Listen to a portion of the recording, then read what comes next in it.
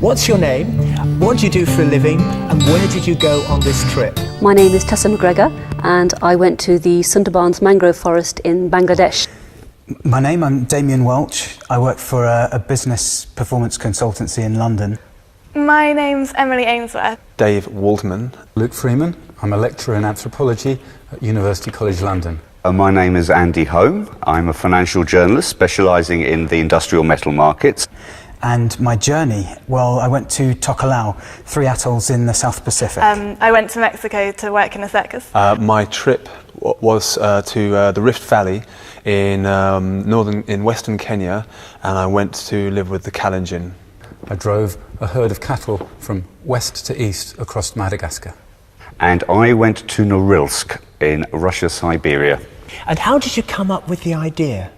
I came up with this project idea because it's a passion. It's somewhere I had already worked in as a biologist. I came up with the idea when I was working in Mexico earlier in the year, and a circus passed through the city that I was working in, and there was a bit of a parade, and all of the local children came running out to school. And I realised as I was probably getting on the plane that this was a journey I'd always wanted to do, which was to see people who run as a job. It was very little known and I was desperate. It was a much wider story that needed to be told, and I longed for the opportunity to be able to tell that story. The person who told me about it called me up and said, have you heard about this thing that you can go anywhere you want and they'll give you money to do it? And I went, no. He said, well, why don't you go to that place you've always been banging on about for the last 3 years and boring your friends with? The nature of running, which is to exhaust yourself and push yourself, and intrinsically I found that when I decided I could stop, because I didn't need to try it, actually these guys for them it meant no bread on the table, no food for their family, and I thought that was an amazing concept I wanted to explore.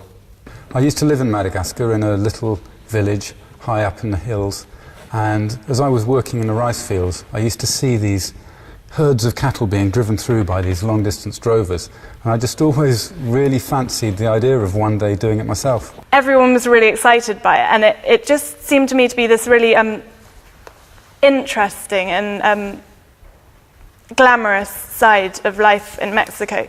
And what was the best thing that happened?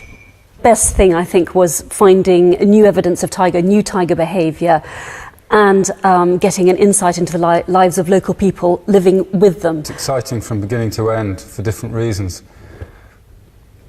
Driving the cattle through rivers with crocodiles in them, up to your neck almost in water, trying to record at the same time, holding a microphone over your head. Driving them through a big city, there amongst the market stalls and the traffic, crazy things like that. I should explain that Norilsk is once again a closed Russian city. So the best thing that happened to me was touching down in the airport and getting cleared by the local police. I found myself out of my depth and out of my comfort zone, and I was living with strangers in a completely foreign environment. Being invited to genuinely be a part of that group and to share in the bounty of the sea that's divided up amongst the families was quite an emotional experience, actually. And what was the hardest part about the whole thing? Again, worrying beforehand. The hardest part was the poverty that I witnessed. The hardest part about the trip was how physically difficult it was. It was many, many miles a day, sometimes going quite fast, without stopping all day, getting up in the morning, walking till midday without breakfast, at night sleeping under a plastic sheet which didn't keep the water out anyway, going through the rainforest where your clothes and all your possessions were soaked from morning till night. Little bit by little bit, the company that runs the town took control of our trip.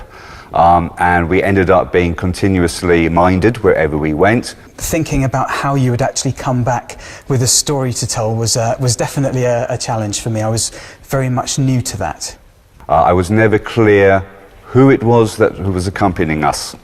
And I started to get really quite paranoid, including wondering whether I had microphones in my room. Physically it was hard, but emotionally it wasn't hard, because we had such good company. The band of drovers were such a lively bunch of young men for whom life was a laugh, and so that alleviated all the difficulties. Now, this is called the Journey of a Lifetime Award. In what way was it your journey of a lifetime?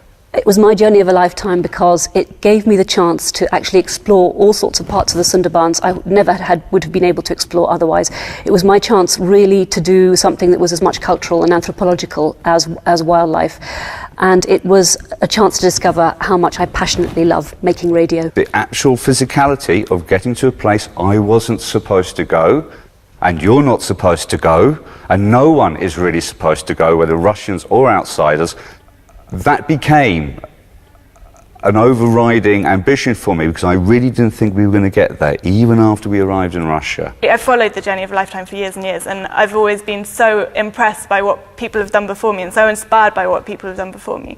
It was the opportunity to do something that I couldn't have made happen on my own. The way that it was special was because it's the first journey I'd ever done with radio equipment and recording for radio, and that just gave it a completely different dimension for me. It made it harder. It meant, in a sense, I missed out on quite a lot because I was concentrating so hard on what needed recording, capturing as much material as I could.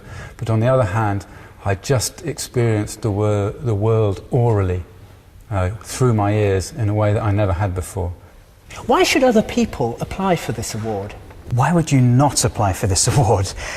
Everyone should take some time out in their lives and think, where would they most like to go while they have the opportunity?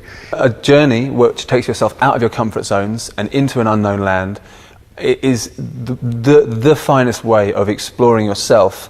I think it's such an amazing opportunity to stretch yourself and to formulate an idea in the first place, and to think creatively about travel, and to think creatively about the experiences that you make for yourself. Well, other people shouldn't apply for this award unless they have a passion for travelling, a passion for people, a passion for places, and most of all, a passion for radio and how radio can convey the world to a wider audience. And the chance to be trained to actually make a radio programme and to start seeing the world not just in images but in sounds. And last of all, has the award changed your life? I think practically what resulted from it, completely unplanned from my point of view, is that I became a published author. It's given me the chance to do something that's really meaningful for me, and it's opened my head up to a few things as well, so some very different ways of thinking about life and living life. It was a 3 weeks that felt like 3 years, really. Fitting in so well somewhere so different was really, really inspiring, and a lovely kind of affirmation of lots of different routes that your life can take, which I think is a really nice, liberating feeling. And any tips for people applying? When you first think of your journey of a lifetime, think hard about it. I would say reject the first 3 ideas, because if you want to make it really a journey of a lifetime, you need to sort of delve a little bit into yourself and understand really what it is, what would make your journey of a lifetime. Be absolutely passionate about what you're going to do, and think of how the rest of us want to hear and learn about this. Be really clear about why other people would be interested in your journey. Go out, buy a blindfold and walk around for a week with it on and experience the world through your ears. This is a radio programme you're making. Put that before any other idea of adventure.